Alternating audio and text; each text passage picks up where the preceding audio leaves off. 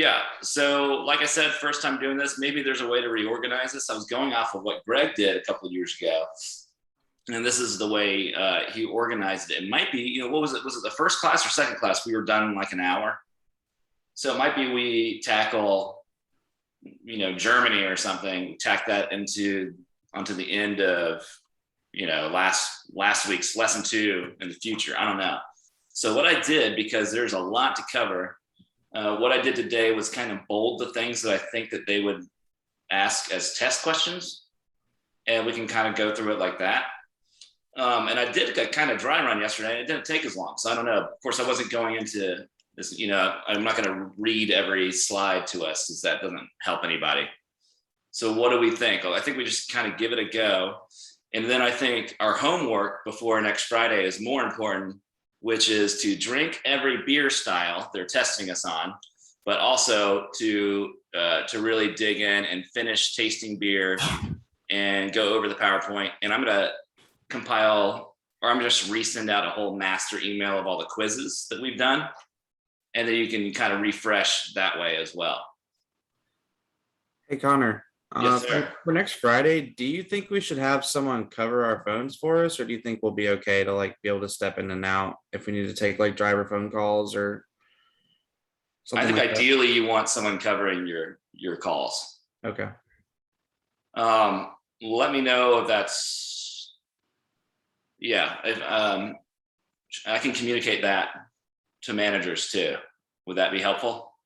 Yes. Yes. Okay. Just because we're super lucky to have Mark Crouch, and we don't want to be stepping out on him with the guy that really knows beer. I think it's going to teach us some very worthwhile information for the exam. Little jabs at myself here. Okay, I've made a note of that. How do you guys feel about it thus far? Pretty good. This part is the toughest, because they give you a ton of information, right? All the beer styles, and you're thinking, do I have to know all of this? And the answer really is no. It's good to know all of it, but the test is semi-open book, right? I mean, we'll get into it more with Mark, but you can reference things. But the problem is the pacing of the test is really fast. So you couldn't, if it was a 2-hour test, you could look up everything. You can't do that because it's only 30 minutes, right? So anyway, any other questions or thoughts?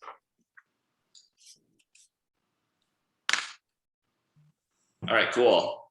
Well, Justin, did you just finish the Kahoot quiz, or do you do it a little bit earlier this week? No, we finished it early yesterday. All right, cool. I just updated it at 8:21. Did anyone come in late, come in hot? Okay, cool. So then our top 3 as of right now are Jeff, Amanda, and Scotty P from the afternoon gang. So well done. Great job, guys. I haven't updated that, but just know, let me get you guys over here. There could be a crazy swing today. There's still a lot of points up in the air. Okay. So, and the last thing, we're obviously not going to drink these samples today, but just go through them over the next 10 days to kind of get an idea of style. Oh, and by the way, the other thing I want to say, that little Excel doc, did anyone look at that? I sent out the beer styles, the Cicerone beer styles that had all the styles and the examples of ones that we have.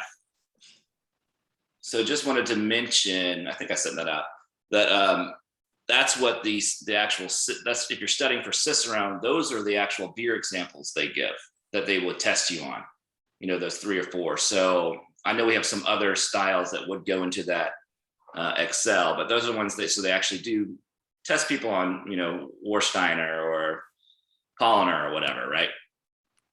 But we do have a lot of examples of things they test you on in beer styles. Okay, so why do we even focus on the styles? Well, if you know, kind of, you've set an expectation of what you're looking for, it can help you kind of frame what you're tasting, right? It guides us on that path. It can help us understand this history, serving traditions, et cetera, et cetera. And it adds a little bit of that romance, right? We love the romance. Okay, it was influenced by geography. The hard water versus soft water, right? Barley, malts, techniques, etc., equipment, and Texas laws, wars, and technology. Okay, let's get into, move you guys over here. Okay, style properties will be, when we're looking at these little style cards, it'll reference all of these, ABV, right? Most styles have a specific range, or they could fall into a different style, right? Or they'd be kind of out of the ordinary, right? Can someone remind me what is ALES? Somebody on ALES, tell me, what is an IBU again? What does it stand for? International Bittering Unit. Thank you. Yes, a point to you guys. International bittering unit. So we all have, most styles have an acceptable range for bitterness. SRM. Can anyone tell me what SRM stands for? On the bottom fermenters? Sorry, Anthony and Juan.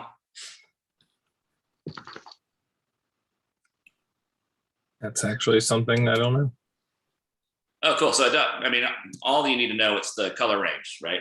Standard reference method is what it's called. So that's that style. I think it's 1 through 40, right? So 1 being the palest pale, 40 being dark, dark, dark. We'll get into that a little bit more later. Does anyone know what, I'm gonna throw this one up for the group, OG and FG? Original gravity and final gravity. Thank you, Jeff. Right, original gravity, so that's the measurement of sugar, that's before you ferment, right? And the final will be after, if there's sweetness left over, right? To kind of put it loosely.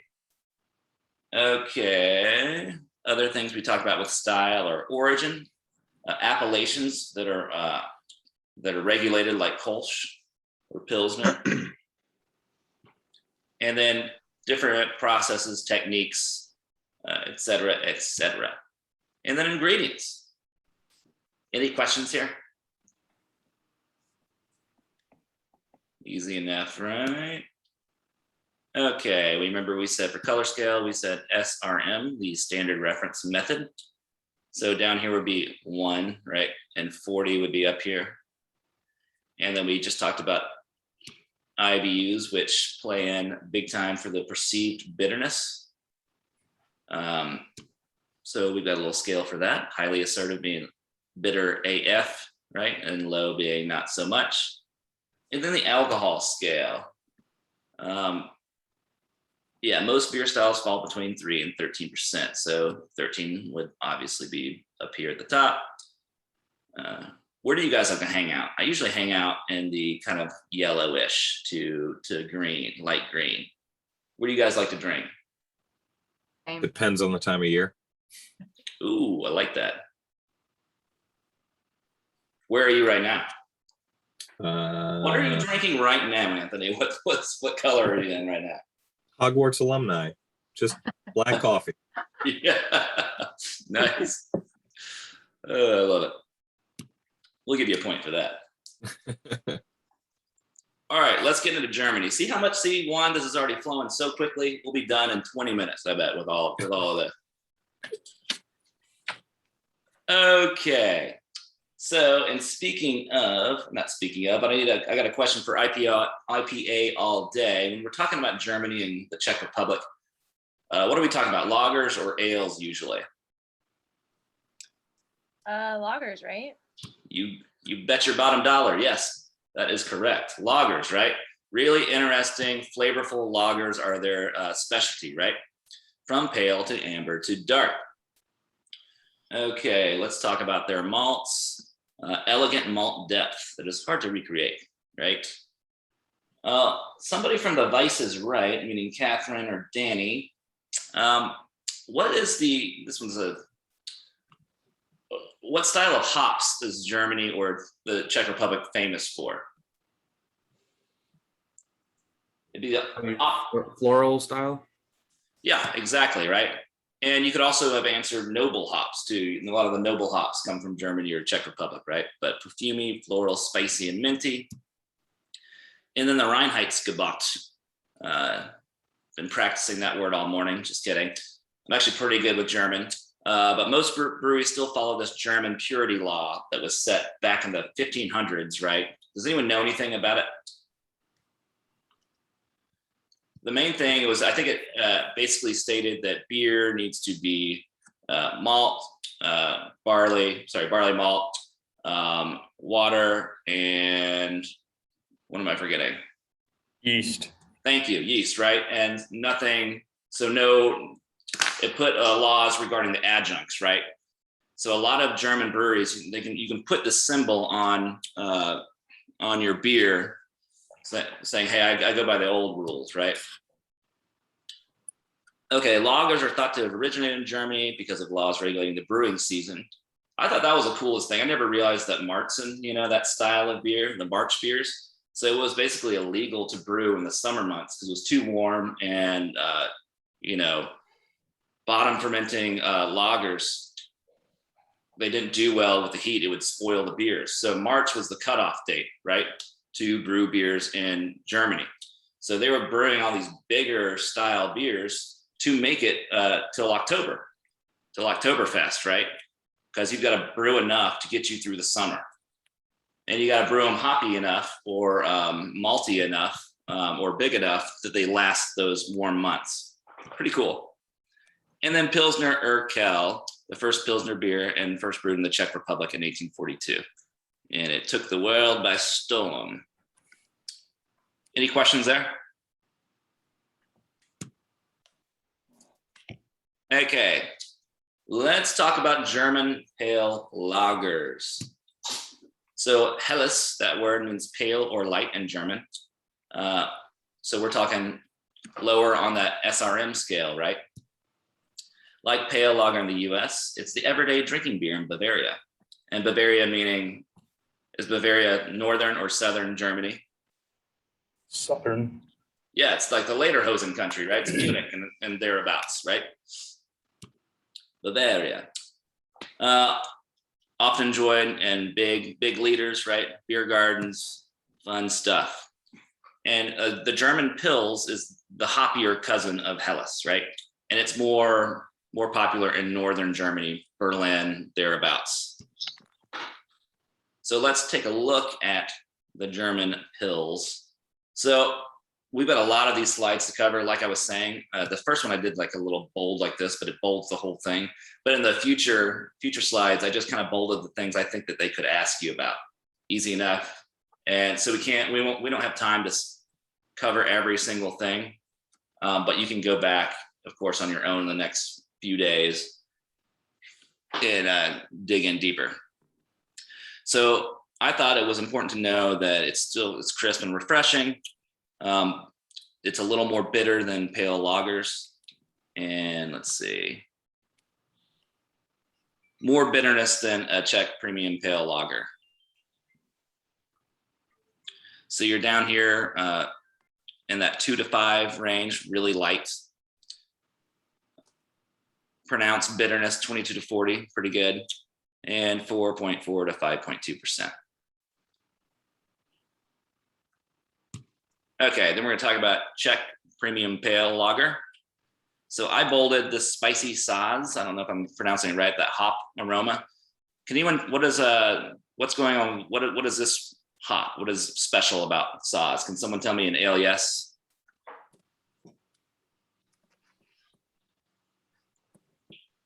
All I'm looking for is it's one of the noble ones, right? You see that a lot with German or Czech beers. They use these noble hops. So it originated in Pilsen, Czech Republic, and Pilsner Urquell is the big daddy of the style, the original gangster. And like I was saying earlier, it kind of took Europe by storm. People really like that crisp, refreshing style. More color, richness, and body than a German Pils, with a fuller finish and a cleaner, softer impression. All right. Any questions on that one? All right, we got a Munich Helles here. It's a well-balanced pale German lager. Once again, we're really light in color here. I highlighted bready cracker-like Pilsner malt flavor. And it's the everyday drinking beer of Bavaria. A little more body and malt focus than a German Pils with less hop character. I think for a lot of these, it's kind of important to know, to identify them, lump them together too. Like these three go together, right? The German Pils, Czech Premium Malt Pale, and a Munich Helles. They're all lighter in color, kind of more sessionable. We're drinking them in Germany and the Czech Republic. Sound good? All right.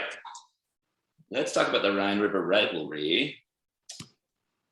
The cities of Cologne and Dusseldorf produce hybrid ale beers that were brewed with ale yeast at cooler temps, right? Normally, ale yeast, warmer temps, right? But this was a tradition of theirs. They're closer to Belgium, so ale yeast, was the thing to do over there. That's why they're kind of this hybrid thing. So, and one thing, I didn't realize this, but Kolsch comes from Cologne, which is K-O-L-N, Köln, in Germany, right? We anglicized it or Frankified it to Cologne. And so that's the Kolsch. The Kolscher comes from Cologne, right? It's a little vinous, like a dry white wine. I like the couple of Kolsches I drink. I like them a lot. So this is one with an actual appellation, right? Much like you see in wine, certain spirits, but mainly wine. So it must come from Cologne, Germany. That could be a good question. It's another light boy here, 3.5 to 5 SRM.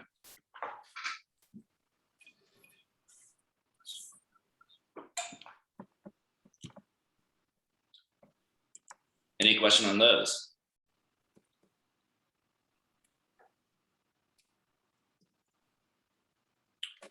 We're zipping through it today, baby. All right, let's talk about Oktoberfest and German amber lagers like Marzen, Festbier, or Vienna Lager. So it was brewed out of necessity. When we say necessity, it's that little story I was telling about they made it illegal. The Bavarian Duke made it illegal in 1553 to actually brew in the summertime because spoilage. So you would have to figure out how much beer you want to drink over the next 5 months or provide for your community and brew it all in February, March, right? Just enough to get you through that summer. All right, modern Marzen and Vienna Lager both first brewed around 1841. Don't know if you're gonna need that.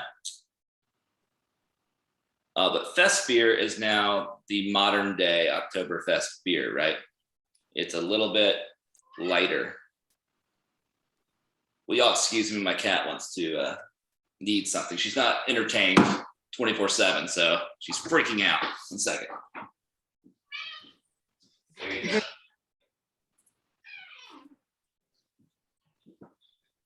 I'm sorry to you guys, but really I'm more just want to apologize to my cat for not having her completely entertained day in, day out.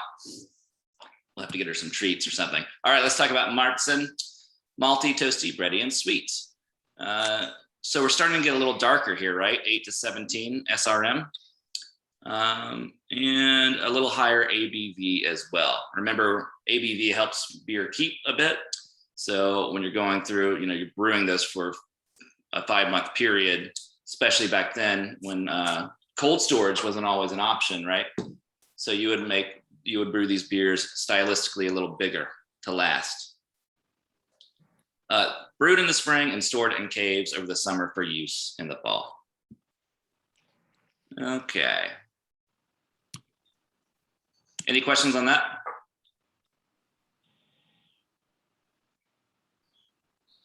And there are, like for this slide, for instance, Fest beer and Vienna Lager, but we don't necessarily need to know them for just the CBS. Okay. I forgot to ask you guys questions. Whoops. Does anyone know what the word Bach means in German? Goat. Goat. Was Anthony the first one to say that, or heard two people? Or was that Jeff? It's Anthony and Juan, the ones that reply. So it's bottom. 2 points for our Bet your team. bottom dollar.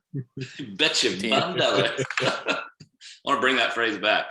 You both get a point because you're both the GOAT, the greatest of all time in my book. So we originated in the town of Einbeck, but adopted by brewers in Munich and Bavaria. We often put goats on the bottle there. So Doppelbock, does anyone want to take a guess what Doppel means in German? Double. Thank you, Jeff. Yeah, so it's like doubling up the Bach, right? It's gonna be stronger. And monks used it as a liquid bread. So we're fasting. Yeah, we're drinking 10 Doppelbocks a day. So I don't know. I was on that diet in college. I feel like Helles Bock or Maibach is a paler, slightly more hoppy spring seasonal version of Bock beer, right? Maibach, the word Mai means what in German? Does anyone want to take a guess? May. May, right? It's the May beer. It's our spring beer. So paler, spring seasonal version of Bock beer. So let's look at Doppelbock, the one to know for this exam. Strong, malty. It's a lager still, right? Dark, rich, and complex. You could be anywhere in the 6 to 25. You can be pretty dark here. And look at that, 7 to 10%. Woo, mama.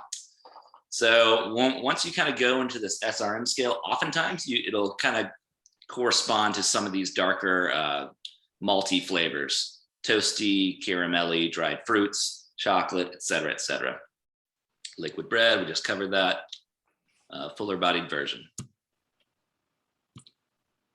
Okay, now we got a Hellesbock, which is what the Maibach falls into, which Helles, remember, what does that mean in German? Light. Thank you, Juan. Another point for Juan. Bet your bottom dollar. Juan's gonna get that one. 6.3 to 7.4%, so still a good amount of ABV on that guy, but lighter, right? Lighter in color. Okay, questions there?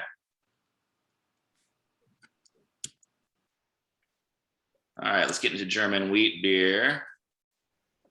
Okay, by law, you gotta be at least 50% wheat in Germany for a German wheat beer. It's one of the most popular styles in Bavaria. I've got a question let's go to IPA all day. Where do the banana and clove flavors come from in some of these German wheat beers? You guys remember? Weizen yeast strain. Yes. Well done, Justin. I saw those cheating eyes on that Misfit guide, by the way. I don't know what you're talking about. I was looking at the time. Just looking at the time. When is this class going to be over? No, I'm just kidding. No, yeah, you're exactly right. Remember banana for Hefeweizen or Weissbier, all comes from that Weizen yeast strain. That's fairly specific to Germany. Dunkel Weissbier is a darker version.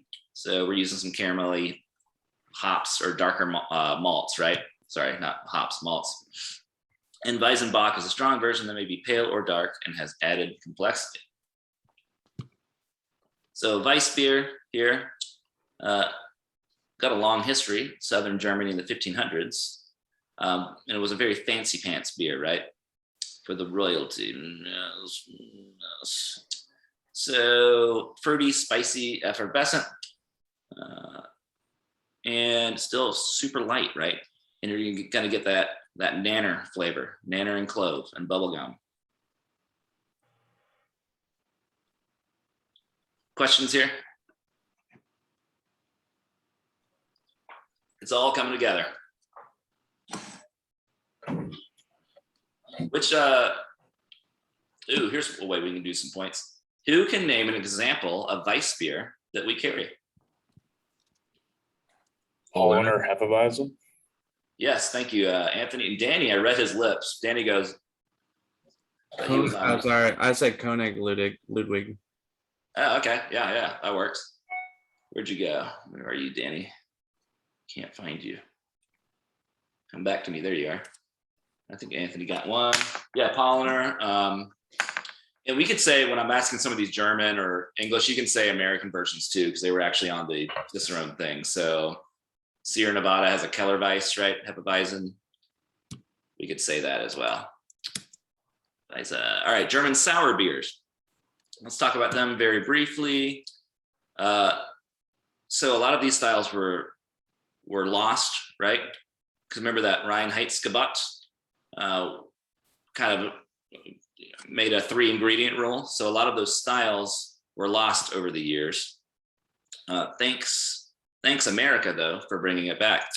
The Berliner Weisse and the Gose are sour beer styles brewed with lactobacillus, which is adds a little clean tartness. It's a bacteria, right? That we also use sometimes in Belgium for their sours as well. We have a little slide on that guy too. Okay, I see only a few classic producers of these styles remain, but you'll see Gose all over the place in the US, right? And sometimes they're enjoyed meat shoes with juice, right? Flavored syrups. Oh yeah, here's that slide. So this is actually malolactic fermentation if you wine people. This is the plays a part in that as well. But we like to use it sometimes in beer for interesting flavors. Here's some other bacterias. Pediococcus, I think I'm saying that right. Brettanomyces, we talk about this also in wine and sometimes in spirits as well. It's a bacteria that will hang around, barnyards is what it smells like, but it'll hang around breweries and wineries, and it kind of creates this, I don't know, barnyard saddle type of odor that is actually kind of cool in small amounts and in certain styles. Acetobacter is a vinegar-like bacteria, or it adds vinegar, balsamic flavors. So the Berliner Weisse and Gose both employ the lactobacillus. And in some of these weird Belgian styles use a lot of this. Lambics, Geuze. Let wild yeast do its thing. Questions here?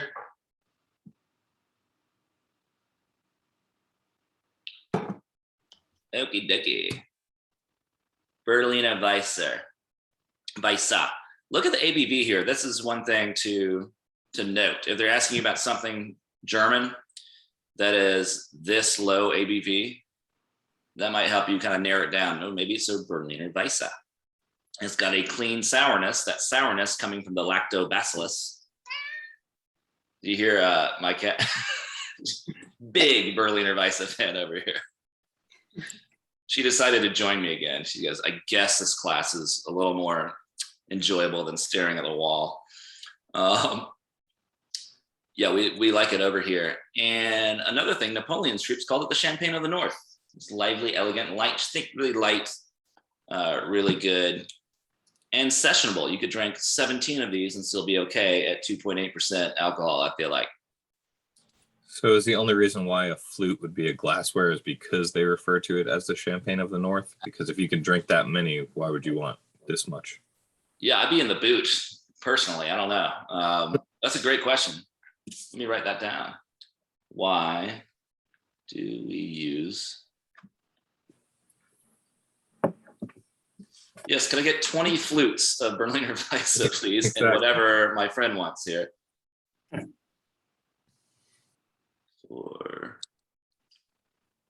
Or the tulip even. The tulip's what, 6 ounces? That's great question though. Do we know anybody, do we have breweries in Atlanta that make this style? Orpheus? Do they? Yeah, they do I a don't lot of know. Berliner Weisses. Cool. I know Eventide does. Seconds isn't like second self do the Goza. I'm sorry, the Verona Vice. Never mind.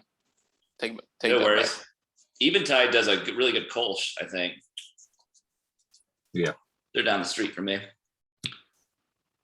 Speaking of Goza, so we're down here really light again, right? Low IBUs. And it's got that, where'd it go here? Effervescence, briskly tart.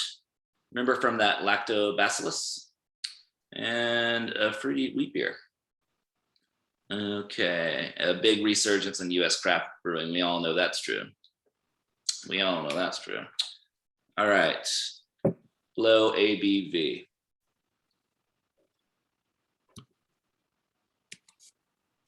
That was Germany. How do we feel about it? We got it now, right? Not everyone at once. Well, this will be good to go back. And now we're just trying to laying a framework here. But when we break it down by country, there aren't too many styles. All right, let's talk about British beer styles here. All right, I got questions for the group. A lot of questions for the group. So stylistically, we tend to be malt forward in the UK. Malt flavor and less aggressive hop character than if you compare it to us here in the US. So let's see, Vice is right. That's Catherine Danny. Remind me, is the water here in the UK hard or soft in general? Hard. Hard is correct. Thank you. Right, high mineral content works really well with ales and certain styles, like the English IPA, but it's shaped the beer styles of the entire region. Hops. Oh, can someone remind me what the hop style is? Somebody from ALES of the UK. Lighter. Remember, like tea-like, right? Tea-like hops, herbal, earthy, and tea-like. I'll give you that. And then what do we got next? Oh, porters and stouts, a very important. It was one of the first industrialized beer, right? Which led to stouts, dry stouts, bigger versions of that ale. Scottish ales, wee heavy beers. The only Scottish beer you're going to need to know for this test is wee heavy. We'll talk about that in a bit, but really malty with not as much emphasis on the hop. And then, of course, we've got IPA and bitters. So England's modern pale ales all evolved from hoppy IPA style beers. So you can kind of see here. Oh, sorry, one last one. Brown ales, malty, nutty, easy to drink. What's the big brown ale that everyone knows from up here? Newcastle. Thank you. Yeah, that's they're pointing. That's Newcastle upon Tyne right there. They're pointing at. So, what was that? I said where it used to be. Yeah, right. I've actually been there. It's kind of a cool town. But yeah, so porters led to stouts. IPA led to bitters, which were less hoppy. We'll get into that in a minute. I'm ahead of myself. But any questions there? Wait, why did Newcastle used to be there? They're made by Lagunitas now. Oh, gotcha. Okay. I don't know. There's no production in England at all. I'm pretty sure it's all made in the US now. Cool. Do we use that as a selling point? Do we lead with that? No. It's like I don't tell people Stella's made here now. Right.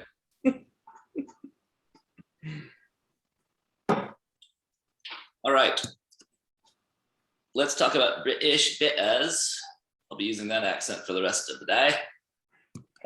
So the most popular everyday beer style in British pubs, often served in the cask, right? So sometimes these designations would denote alcoholic strength, ordinary versus the best versus strong, less less ABV. Strong has a little bit higher. Maybe the best bitter is just right. A Goldilocks situation, right? Depending on who you ask. It evolved from the IPA as trends moved towards drinking fresh, unaged beer, right? And you can be all over the place. Some hoppy, some malty, some fruity based on where you are. Ordinary bitter, low ABV, best bitter in the middle, strong, higher. So best, let's talk about the one here in the middle, which is what they would ask you about. Look at that perceived bitterness, kind of pretty pronounced there, 25 to 40. We're kind of here in the middle, this deep amber, light to deep amber, 8 to 16 SRM, and ABV 3.8 to 4.6. Very sessionable, right? Drinkability is what we're going for here. A lot of these we call them real ales, right? So no additional gas pressure. There was I believe there was a second fermentation going on in the cask. But anyway, a lot of these you'll get at the brewery or the pub, and you would maybe think compared to our standards that they're flatter, right? But that's just the style. So it has more alcohol than an ordinary bitter, but lower ABV than a strong bitter. Does anyone know what camera means? What that stands for?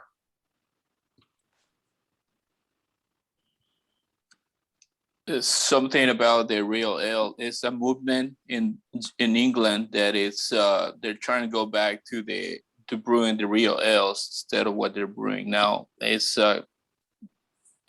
council against it's something, but it's real ale. I'm giving you 3/4 of a point for that. No, I'm just going to give you full point. It's campaign. Yeah, campaign for real ale. The purists, right? Secondary fermentation in the vessel, right? So there's an art of cellarmanship. It's not warm or flat. This is the style. It's just a dash of CO2. Very special thing if you get it done right. So this was founded by some real ale enthusiasts back in the 70s. It's going well, I guess. All right, they could ask you about that. So let's talk about IPA. And the little bit of myth busting here was that beer was going bad on the way to India. So the troops, so they added more hops en route. That's not true, right? That did not happen. Excuse me. George Hodgson, on the other hand, so it was made for the trip to India because India also was too hot for brewing at the time, at least. So he added enough hops and got that ABV up enough to survive that trip. And that's the birth of the the English IPA, right? And that hard water worked really well for that style, right? But here's the thing. English styles culturally or tastes change back to this IPA was great for that journey over, but they wanted something a little more drinkable, and that's where the bitters come in, right? So really this English IPA style kind of faded after a while, after we didn't need it as much. And then you had this less hoppier, the bitters, the best bitter, strong bitter, all of that. But the US, the American craft movement picked it back up in the 70s. Americans are badasses, finding all these old styles and reinventing them. It's pretty cool as far as beer culture goes. And exploded on the American scene. And now it's kind of gone back full circle that some breweries in the UK are making their old style English IPAs. All right. Questions there? Easy enough. Oh, it did it again. Oh no. All right. Well, give me a second, y'all. My PowerPoint just blew up. Oh, and you guys are looking. I see you cheating. Don't be looking at the questions.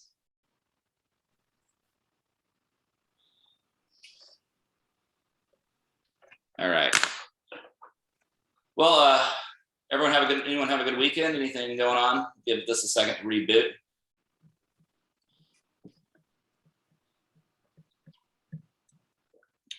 Nope. Okay. I went up to Helen on Saturday. Oh yeah. It was pretty cool. Has Oktoberfest? Yeah, it started there like a few weeks ago, right? Yep. Yes. Full swing. Nice. Okay. Sorry, y'all. Super annoying. I blame my cat.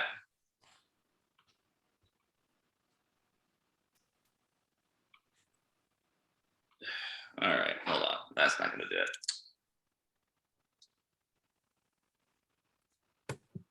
Where are we? Okay, English IPA.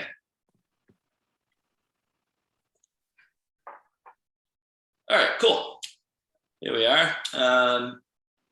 So the English IPA, the main thing to know that they could ask you, your IBUs are going to be less. It's going to be less hoppy. Sorry, the aromatically hoppy than an American version, right? Less hop intensity.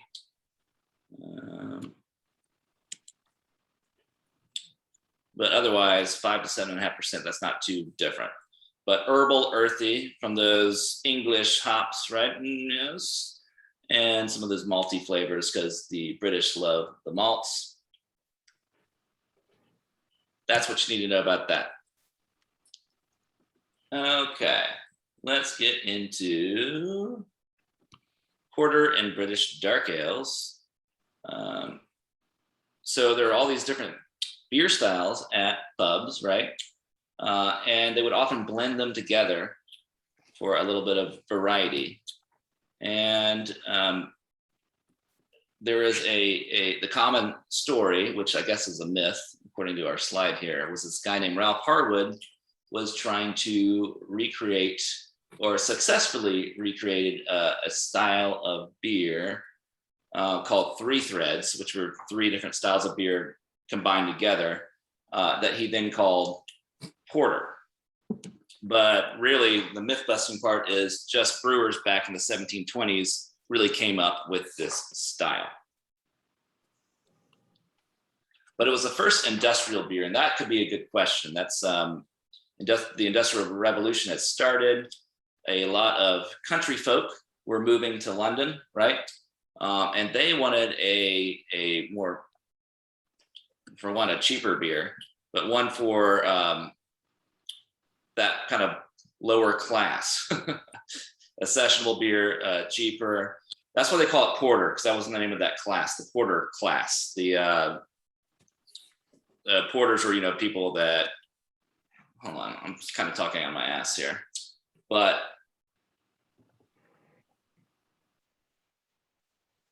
yeah, the porter class people that, transported people. I think that's kind of, this isn't a question, but that's where the word porter came from. Does that make sense?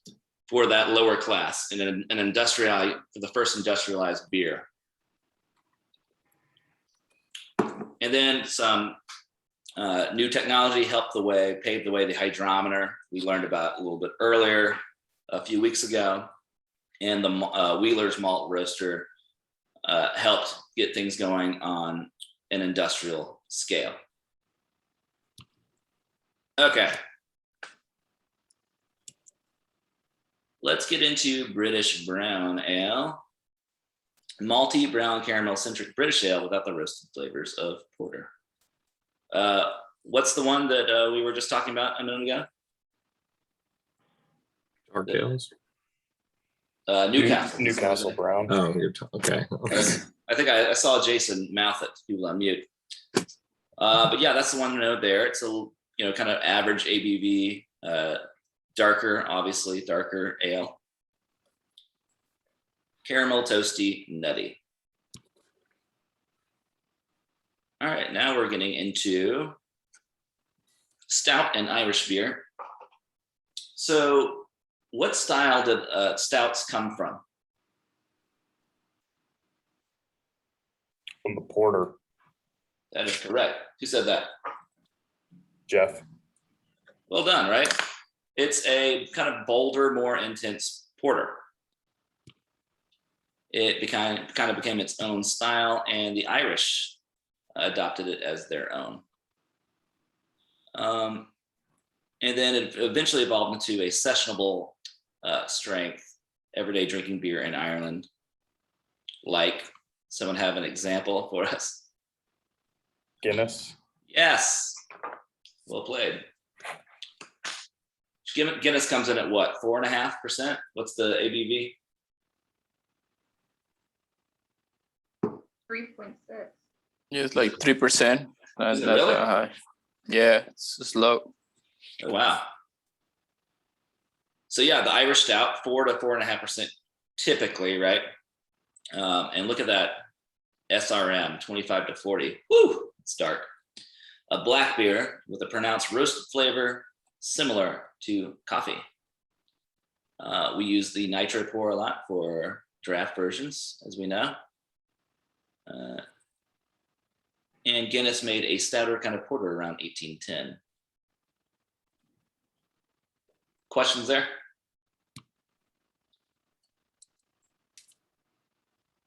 All right, we'll talk about sweet stouts real quick. These were literally sweet. They would use lactose or milk sugar as a sweetener. So you'll hear them called milk or cream stouts sometimes as well. Much sweeter, less bitter than other stouts. But still, look at that color, super dark. ABV 4 to 6%. Chocolatey, sweet. Oatmeal stout. Let's see. That the oats can lend a silky mouthfeel and fuller body. Can someone name an example of an oatmeal stout we have? The Poet by New Holland. Yes, absolutely. One of my favorites. And that was on that list as well. Anyone else do we have any others? Isn't it Wake and Bake? I actually don't know. Can anyone confirm? Yeah, it's a Yeah, coffee fair. oatmeal stout. Yeah, there we go. The point for Catherine. Okay. And then Scottish ales, exporters of English beer styles. Their own styles are really emphasis on malts and lower bitterness, right? Lower hopping rates. They've got the kind of same ladder effect with, like the English did with the bitters, best, strong, et cetera, et cetera. But the one you need to know is wee heavy, which is that 6.5 to 10% bold boy, kind of in the middle of the color spectrum here, 14 to 25. Malty, dextrinous, suggestive of a dessert, a little sweet, right? Think of it as an English barley wine. All right, that brings us to our first Kahoot. And where are we right now at time? 9:20. Okay, we're doing okay. We're doing okay.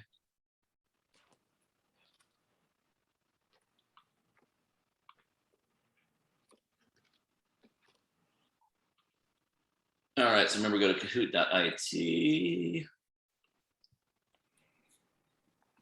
Make sure. Okay, cool.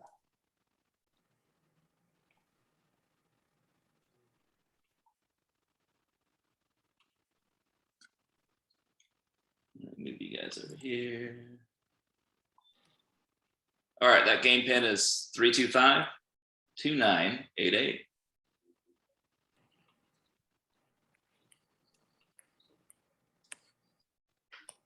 Three, 2-5-2-9-8-8.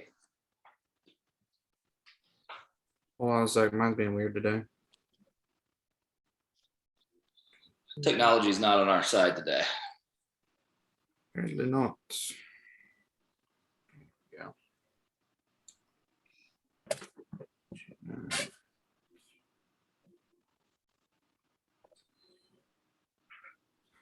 All right. There he is. All right, is that everybody?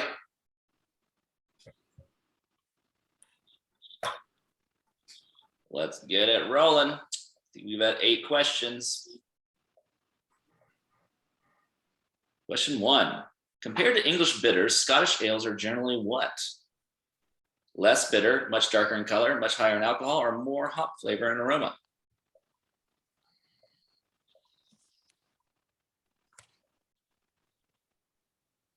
All right, less bitter, right? Scots, they're all about the malts, less of the hop. Amanda on top, followed by Justin. Question 2. Which of the following flavors is not appropriate in a Czech-style Pilsner? Noble hop aroma, roast malt flavor, assertive bitterness, or noble hop flavor? These are tough, right? Roast malt flavor, we're not looking for that in Czech-style Pilsner. Pilsner, think light, bitter, noble hops, right? Now Melissa's on top, followed by Anthony. Question 3, which German beer style exhibits a clove or phenolic flavor? Oktoberfest, Weizen, Pilsner, or Bock?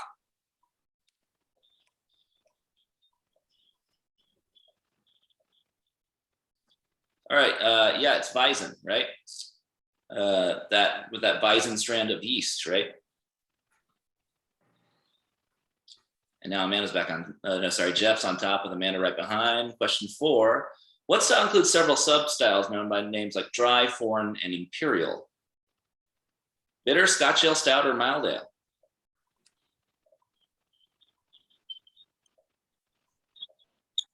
Ooh, nice. Okay, most of us got that it's a stout, like imperial stout, dry stout, etc., etc.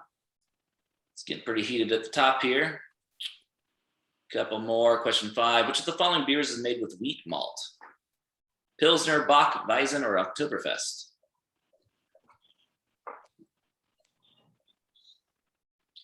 All right. Yes, that is Weizen. I'm really hammering the Weizen. Hefeweizen stuff for you guys. Jeff still on top, Amanda right behind, but Juan is on a hot streak. Question 6. Which of the following statements regarding the relationship between German Pilsner and Oktoberfest is correct? German Pilsner is darker in color than Oktoberfest. German Pilsner is higher in malt flavor. German Pilsner is less bitter than Oktoberfest, or German Pilsner is lower in alcohol.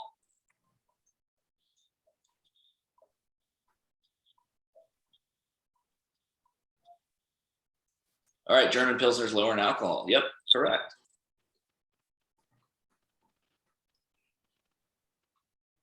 Couple more here. Beers in the robust porter style are most similar to which of the following styles? Dry stout, English barley wine, mild ale, or Scottish ale?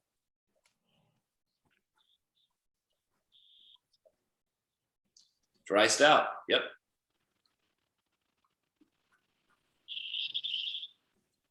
All right, one more to go here. Which of the following is not true about an English style bitter? Dark brown to black color, often less than 4%, moderate to high bitterness, or light bodied and drinkable?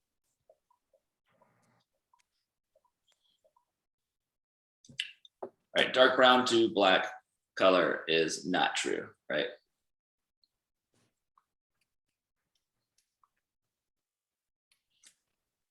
All right, third place, Amanda, well done with 3 points. And then Jeff with 7. Who's it gonna, ooh, Justin, well done. All right, y'all smile for the screenshot. Macy, I love that.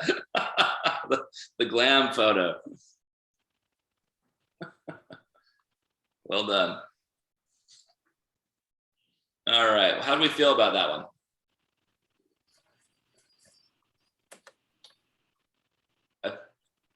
I feel like I didn't necessarily cover everything that we were just quizzed on, but it will come. I feel like that one was harder, but it'll just take some studying. It's a lot. Yeah. And a day with Mark will be good. Is that what the questions are gonna really look like? Like a lot of comparisons and like things you couldn't find in your textbook, just things you should know? There were some like that, not all. Of course, it was open book, so some you could kind of look up quickly, Yeah. remember looking up some, like a couple, like the style ones are the ones that I looked up. Okay. But you have to do, it's almost like you can't do it with every style question. Yeah. Right. Because it's just, you don't have enough time. But I definitely did I remember doing it for me for like 3 or 4. I'm like, can I do this in 20 seconds? And yeah. But yeah, these, of all the questions, because of these 3 sections, these 3 sessions, there'll be about the same number of questions, I would think, from everything we're covering. So you're hoping the style questions are about 30%. I can't quite remember. That's another good question from Mark. And also, do you have any form of like Quizlet made? I don't. I'm sure there are some already made though. Okay. But I can find some. Love a good Quizlet. Love a good Quizlet. Thank you. Okay, Quizlet. Does anyone else use any other like flashcard sites or anything that you guys prefer? I mean, I have it, but I haven't used it yet. So it's but I also looking at Quizlet or creating one in Quizlet anyway, because an awesome way to study. Yeah, if anyone wanted to make note cards, we would not be against it, I feel like. Especially in an online version of that. Well, if anyone knows, and I'm sure there are other Kahoot quizzes that other people have made as well that I can kind of compile, and we can kind of do it that way. I've been putting off like buying a Quizlet account for years, but maybe I should just pony up and do it. I like a United Quizlet account. Well, you can do it. You can do it for free though. I mean, I thought you had to, at some point you had to pay for but I mean, something. you had to register, but if you want to get like graphics and such, then but you can create your own, and you can share with a group, or you can share with certain people. You have to invite them. Yep. I got it. But Juan, it wouldn't really be mine. I gotta have flavor, right? I need memes. I need some sort of photos. Gotta have some flavor for these things. I'm gonna have to fork out some money. All right, so we got 30 minutes to cover a lot. So pardon me if I kind of zip through. If you guys wanted to too, I'm always happy to add another smaller session or something, but I think we might be able to cover everything at least a little bit. So Belgium is home to a lot of different styles. Their styles is kind of culturally, I think of it as starting place and kind of make their own house style brewery, right? Really complex yeast strains going on here, a lot of wild yeast going on in certain places, and fruity and spicy yeast that are often the star of the show. Then we've got our Trappist and Abbey ales. A lot of history in these monasteries going back to the Middle Ages. And then you have some breweries just making that same style of the Trappist ales. We call them Abbey ales, right? Hops and spices are usually low, and spices are added at subtle levels. And then there's farmhouse ales, which are rustic and were made for the field workers. And then they're all about the food and beer pairing, right? And then wild ales, like I was saying, early spring brewing techniques and wild yeast and bacteria. All right, let's talk about farmhouse ales real quick. Farm to glass, grains and spices on hand. They change with the seasons, different from village to village. It's like Outback Steakhouse, like I say, very few rules, just right. No rules, just right. Barley, wheat, oats, hops, spices, mini, aged, and tart, all refreshing. One thing when we're talking about kind of the style, but with fruit added, what are we talking about? What style are we talking about? Is it lambic? Yeah, lambic, right? but we're, at least for our purposes, for our tests, when we think farmhouse, don't think fruit, think spices, et cetera, et cetera. Where'd you get one? There you are, the bottom fermenters. Saison, the after work sessionable beer.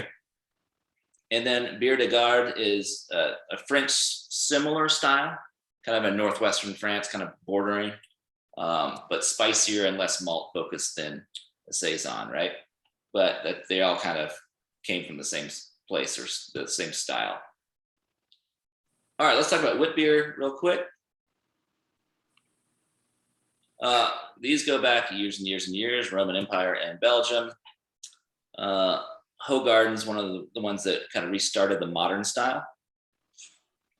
We say similar to farmhouse ales with additions of grain and spices. Can anyone tell me what specifically they add to wit beer? Coriander. Yeah, coriander and orange a lot, right? Yes, orange. Orange peel, coriander. We got another one for the bottom fermenters. Bet your bottom dollar. You bet your bottom dollar. Bet your bottom fermented dollar. All right, let's talk about Saison. So literally Saison, I think it's Saisonnier, I don't speak French, but would be the seasonal workers, right? So that's why they call these Saison ales, to feed these to give the workers during the warm summer months. Lots of these can vary, of course, a lot from village to village, from brewery to breweries. Optional spices for complexity. Spicier and less malt focused in the Bière de Garde. 5 to 7%, 5 to 14 is a pretty big range right here. But fruity, earthy, spicy, effervescent. Wit beer, we just talked about that. Really light in color, usually. Think about Hoegaarden or Hoegaarden, I think is how you say it in Belgium. We go with that. But so it's similar to a Weiss beer, right? But it doesn't have that German yeast, the Weizen yeast strand. So you don't get that banana clove, but the coriander and citrus that we add to it. Questions there? Monastic brewing, prevalent 8th and 9th century. So the monks were brewing these. The French Revolution, fast forward 1,000 years, the French Revolution closes them down. World War I and World War II literally destroys many of them, many monasteries. And then the modern styles since the 1920s or so. So when we say Trappist beers, we're literally talking about 11 breweries, right?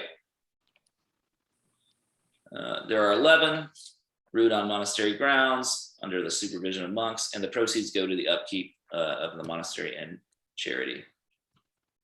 That could be a question. Which of these is not a Trappist beer? I don't know if they would do that to us.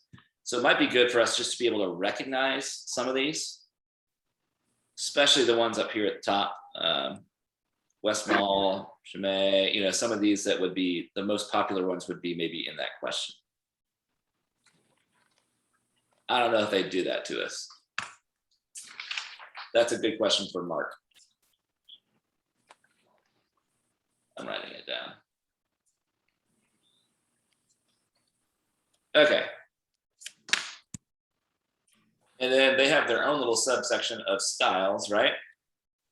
Single, double, triple, quadruple. Complexity, fruity, spicy, all in harmony, strong, yet drinkable. We're almost always brewing it with sugar to lighten the body and add flavor. Let's look at a Belgian double. Okay, 6 to 7.5, 7.6%. So pretty, fairly high ABV, kind of there in the middle. Often bottle conditioned or re-fermented in the bottle. Who can name one that we have?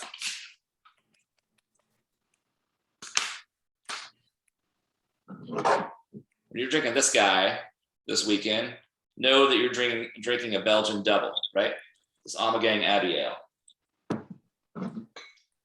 and you can print off the slide, or you've already got printed in the participant guide, and you can just really get one with it and let it soak in, right? Okay, triple, it's even mole. It's 1 mole than the double, right? 7.5 to 9.5%.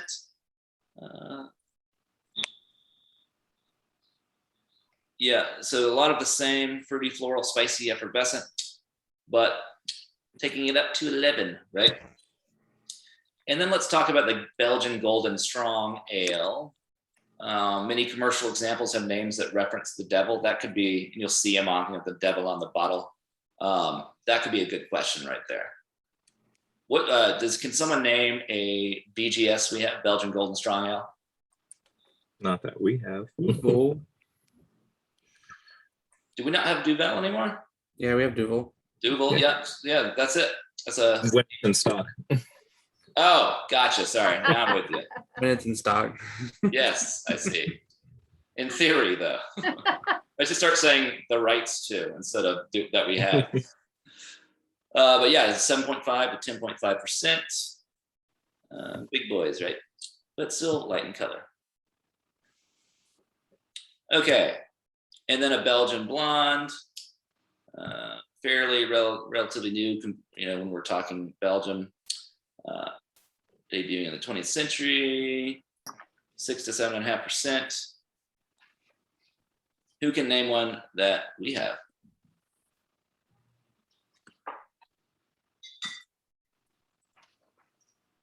So Leffy's one. Oh, sorry. No, yeah, that's a point for you. Bet your bottom dollar. Bet your bottom Leffy. BBAs, Belgian blonde ales, as we call them. Leffe would be one of those. So drink that in and memorize this as you're drinking it.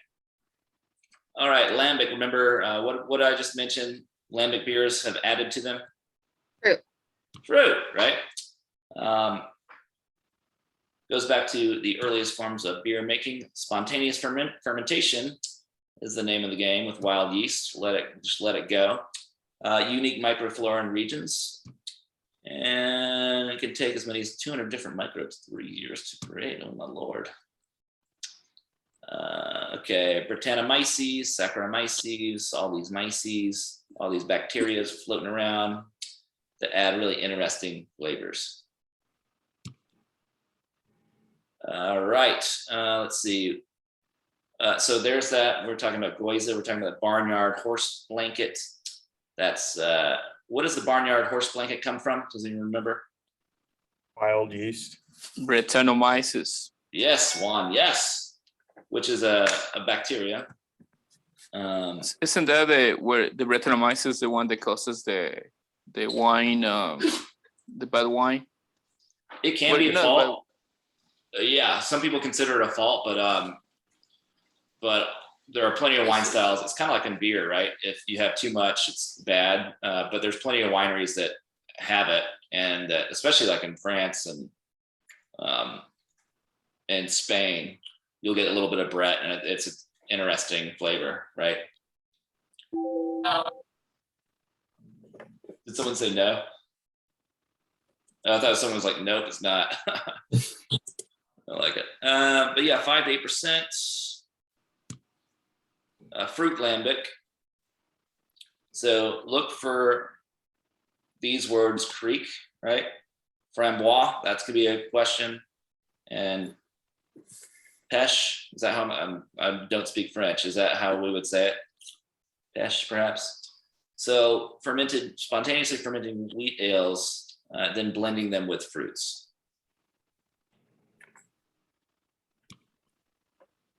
Flanders red and brown. I don't know that you're going to need to know anything except that just know they're northern Belgium. They're the ones earlier we're talking about. Some of them, some breweries use all 4 of those crazy things. They were talking about Flanders red and brown.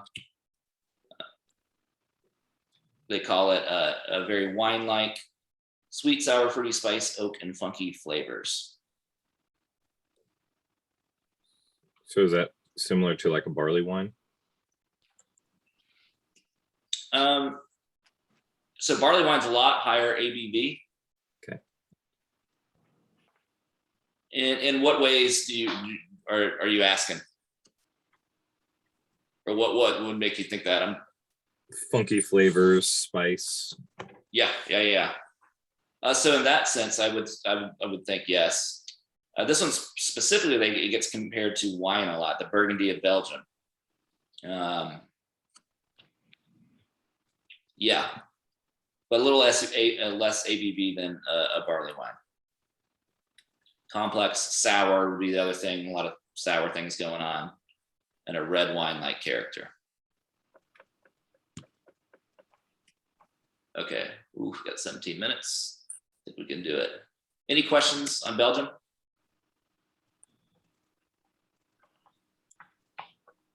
There's a little slide on beer culture. Not really sure what it's doing here. I don't disagree with any of it. We should savor and experience it. It should be elevated like wine. Let's go into American beers real quick. It's a melting pot. Americans are really saving a lot of old beer styles. American light lagers. So there's a dichotomy, right? Because you got the light lagers, which are somebody name a light lager for me. Miller Lite. Beautiful. Miller Lite, Coors Light, all the lights, Keystone Light. But then we experiment more so than anywhere else, right? And we also love hoppiness in our big aggressive IPAs and other hop stouts and stuff. Our hops are just a little more assertive than others, especially the ones up here in the Northwest. Okay, let's go American Light Lager. So what is an adjunct that we add to American Light Lagers to make them lighter? Rice. Juan, you're on fire today. Yeah. Kahoot. Number one. Corn or rice? Let's see. It was a 1960s kind of invention, and then Miller purchased it in 73. Let's get into American Blondes. Easy drinking and approachable. 3.8 to 5.5. Fruity, biscuity, citrusy, floral. All right, American Wheat, refreshing and light, 4 to 5.5%. Ready, doughy. Who can name one that we carry? Blue Moon. Blue Moon. There we go. And how about this little guy that we have in your kit? That would be an American Wheat, I reckon. It's an American interpretation of a Weiss beer, right? But of course, won't have that banana and clove that we get in Germany.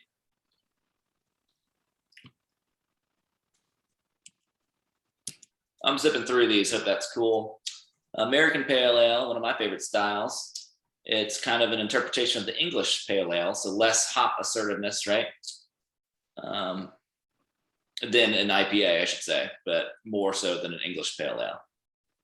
And drinkability is key. Who can name a couple that we have? Sweetwater Sierra Brookline. Yeah, Sweetwater, Sierra Nevada. Pale Ale. Yeah. Right? I love a good APA. 4.5 to 6.2, and right there in the middle of color, or not in the middle, but gold to amber. Speaking of amber, let's talk about an American amber. So it's a robust American ale with the more amber you get, the more caramel maltiness you get, right? Okay, it was a Northern California thing, or it started there. It's a variation of pale ale. They were also called red ales. Piney because of those hops, those American hops. Let's see. Anyone know one that we carry? Copperhead. There we go. Rare Boss from Omegang. Nice. What about Lagunitas Censored Ale? Sensordale? This was on our little sheet. I don't know if we, I would assume we have the rights to it. Hey, a question for the team. So the people that they're more beer savvy, the piney hops. What's the name of the hop? The one Amarillo that, is a piney hop. which one? Cascade, Centennial. Cascade. Okay. Thank you. Amarillo, he said too. One. Yep. Points to Jeff. All right, let's talk about a California Common, which is a malty amber hybrid beer. Let's see. So, does anyone know the big brand that's not ours that is a California Common? Anchor Steam. Correct. Yeah, Anchor Steam, right? Steam beers. Northern California, I think San Francisco way, fermented in big, shallow, open vessels known as cool ships. So they're amber ales, but with specific malts and woodsy, minty hoppiness. But no, they would maybe even know that steam beer is California Common. I think I had that question.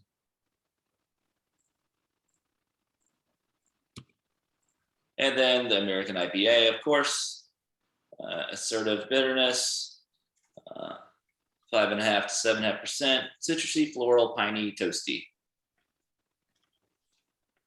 And in 1975, Anchor Liberty Ale kind of reinvents this style, or creates the American version of the style, the English style. Double IPA. Well, actually, we've got a gazillion IPAs. Y'all can name them. But name me a double IPA. Optronics. There you go. Double Jeopardy. Yep. Dogfish Head 90 minute, I think, is a double. And that's one that's testable, I guess you would say, for the Cicerone. So you'll see here 7.5 to 10%. So just higher ABV, highly assertive. Look at that, 60 to 120. Woo! And some of them are a lot more than that, right? American Brown. Rich, complex, and robust malt character. Let's see. I guess Newcastle's an American Brown now, kind of, right? By proxy. By proxy. And the IBUs are kind of down here, 20 to 30, moderate, normal ABV. Is Brooklyn Lager, or Brooklyn, sorry, what's that one? That's a brown ale, isn't it? American Brown. Brooklyn Brewing, brown ale. All right, American Porter. We've got a bunch of examples of these. Can anyone name one?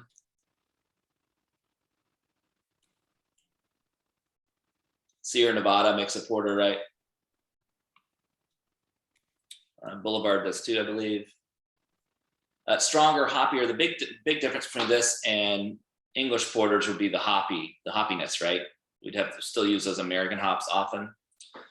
So a little more pronounced than English counterparts. 4.8 to 6.5. Questions there? Stout. So stouts are usually kind of bigger versions of porters, right? So a little more assertive in the hops, a little darker in the color, a little higher in the ABV, coffee-like bitterness, dark chocolate quality. But we often have a prominent hop aroma. Easy enough. And the old Imperial Stout. Really robust, complex. Look at that ABV. Woo! 8 to 12%. That's a lot. High to very high. Pronounced bitterness too. It's everything coming right at you. A black version of a barley wine is the way to think of it. Every flavor dimension coming into play. It was first brewed in England in the 1700s to export to along the Baltic Sea to Russia, which you get the Russian Imperial Stouts, right? They love them. And last but not least, the American barley wine, which is going to look very similar, right, to the Imperial Stout, but the color is right here in the middle. So that's why we call the Imperial Stout sometimes the black barley wine, right? We were just saying, or where was that? But 8 to 12%, it's going to linger there for a little bit on your palate.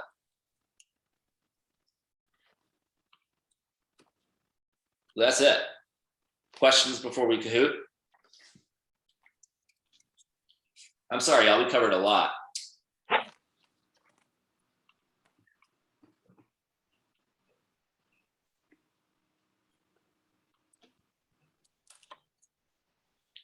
Is that too much for one session? I don't think so. Wasn't Okay. bad. Well, I wonder if we could have gone an extra session and, you know, dive deeper in each style. What do you think? If you're tasting them, then probably, yeah. Yeah.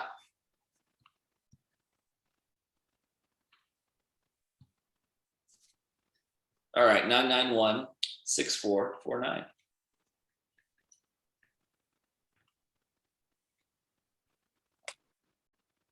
Bum, bum, bum, bum, bum, bum, bum, bum, bum.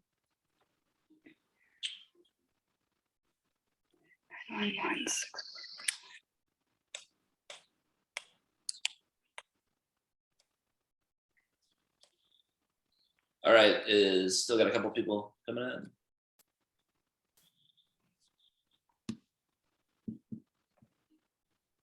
All right, everyone in?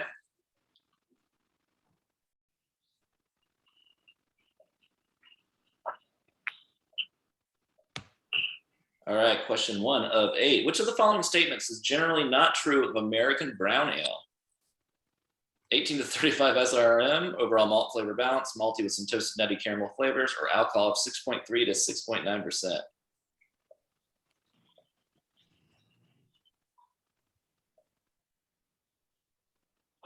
All right, that's 6.3. That was a tough one. Yeah, so 6.3 to 6.9 is not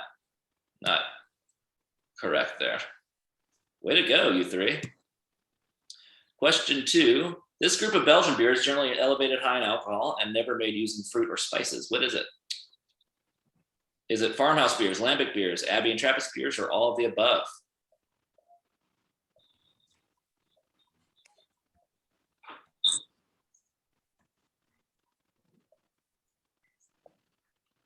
Okay. Yeah, Abbey and Trappist beers, right? Because lambic, you're adding fruit to it. So 3 of us got that again. Melissa on fire here, so is Danny. Question 3, Duvel is an example of what type of Belgian beer? Lambic, Trappist, farmhouse, or all of the above?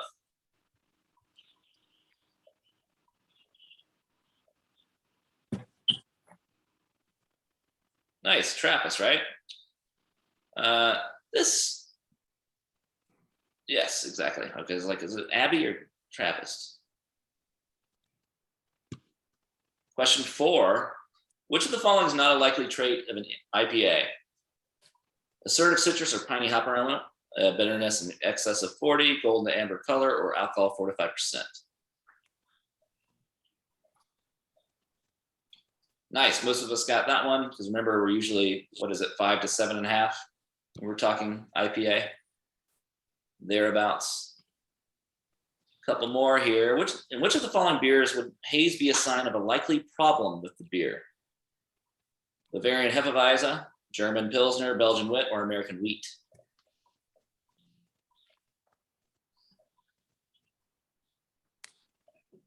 Nice, well done, everybody. What do these 3 all have in common, right? The other 3. Wheat. Wrong button. Oh, nice. We were so close. Yeah. Being 100%.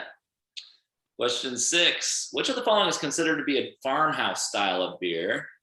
California Common, English IPA, Maibach, or Saison?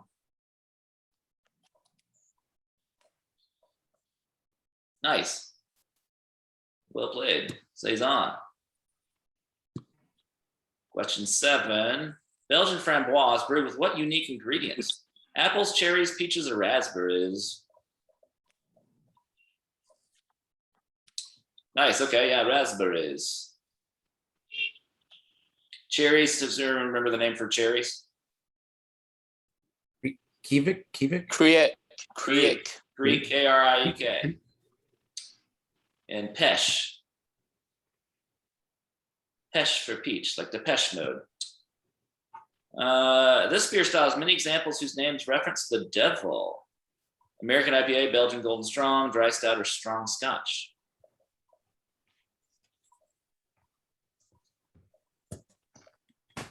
Nice. A BGS, Belgian Golden Strong Ale.